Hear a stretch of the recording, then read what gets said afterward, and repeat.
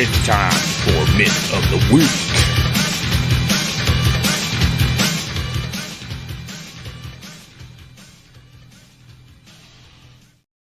All right, so I was talking with our local HJ inspector today about this one, and he found it pretty interesting.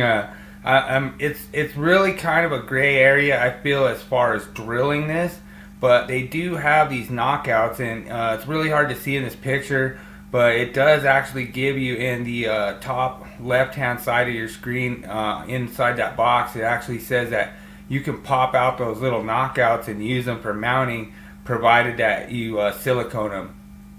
So I thought that was interesting. I really don't see why there would really be any difference if you drilled those out, as long as you weren't drilling them out larger than that size or whatever they have in there, which I would imagine is going to be a 1/4 inch.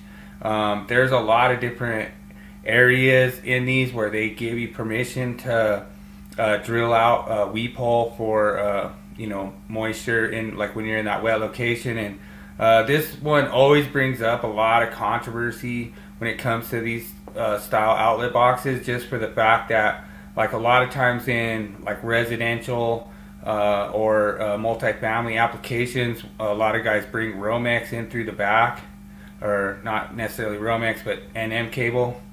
And a lot of times that me and James brought up in some of our other myths, it could cause a code violation, because it says when this box is installed in a wet location per 314.15, that inside of that box is considered a wet location too, which that wiring method would be permitted to be installed in there. So it brings up some interesting things. There's a lot of gray area there, I think, in that wet location language. So I think some of that stuff could get cleared up in future code revisions and future code stuff. But like when you look at this, like, I don't really see any problem. Like, I've always, like, and I know James had like mixed feelings. Like, he almost was kind of like silent when I started telling him about it. He's kind of like, you can't do that. But it was just, in the past I've always done this, where I've oftentimes what I feel is okay, which probably isn't, is to take like a 1.25 inch fender washer and just use that fender washer to close your hole and mount the box at the same time, But especially, like, a lot of times we have rigid conduit going in there, so you have two rigid raceways coming in and out of those top knockouts. Like, that thing's not going anywhere.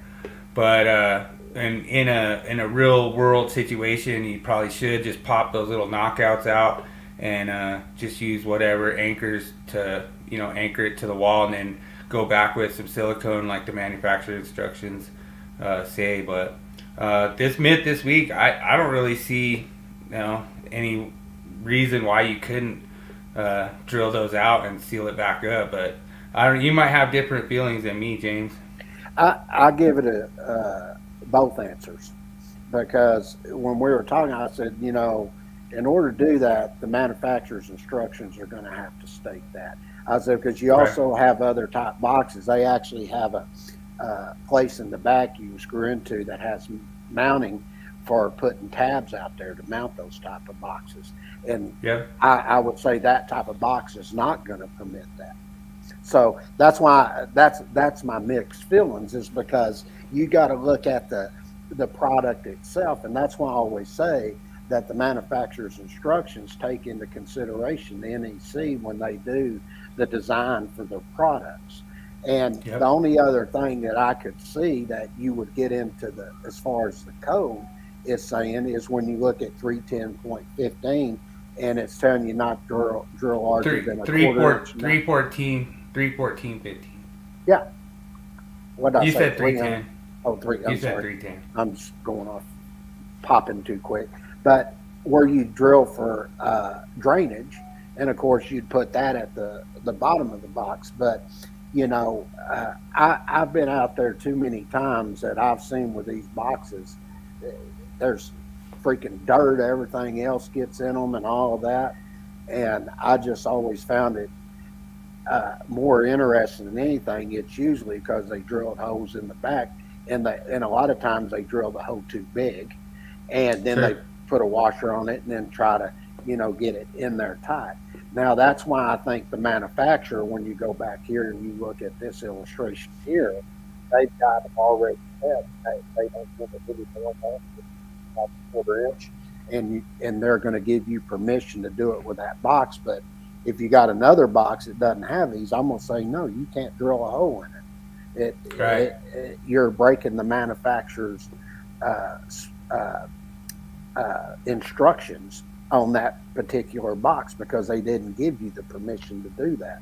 So Sure. that the answer, in my opinion, is both true and false. It depends Sure. on the type of box that's there. So that and I know the code pretty well, and I don't know of any other section that's in there that addresses that other than looking at 110.3b Yeah. and looking at the installation and use of equipment and going by the manufacturer's instructions. Then 110.2 is your approval of equipment that refers to the definition of approved, which is acceptable to the authority having jurisdiction. So as an inspector, I'd be looking at the box itself, and based on that would make my determination if I could drill that box or not for mounting purposes.